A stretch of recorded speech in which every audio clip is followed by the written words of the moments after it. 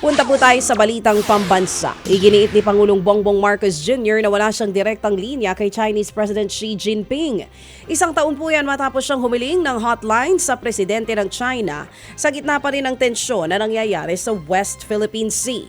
Sa panayam kay Sarah Ferguson ng ABC sa Australia, sinabi ng Pangulo na nauna na siyang nag-propose ng personal na linya kay President Xi sakaling kailanganin ito. Sinabi rin ng Pangulo sa naturang panayam na nakatunang Pilipinas sa pagprotekta sa soberanya nito. Muli rin niyang ipinunto na lalabanan ng Pilipinas sa anumang paghahamon ng China kaugnay sa pinag-aagawang teritoryo. Iginiit naman ni Agriculture Secretary Francisco Chu Laurel Jr. na hindi ligtas sa mga rice trader sa investigasyon sa umano'y maanumalyang bentahan ng bigas sa National Food Authority o NFA.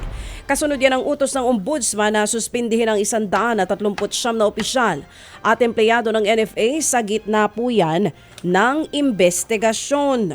Tiniyak naman ng DA na hindi maaantala ang operasyon ng NFA. Pamumunuan muna ito ni Laurel habang hinihintay pa ang pagtatalaga sa pagpapalit kay NFA Administrator Roderico Bioco.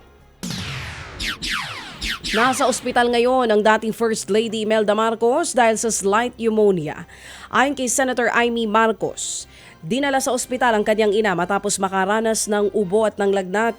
Nasa Melbourne si Pangulong Bongbong Marcos Jr. para sa ASEAN-Australia Special Summit pero nakausap na raw niya ang mga doktor ng kanyang ina. Nakakapagpahinga naman daw at maayos ang lagay ngayon ng dating First Lady. Ted Filon at DJ Chacha ngayon nasa Radyo 5 92.3 News FM Monday to Friday 6 to 10 a.m.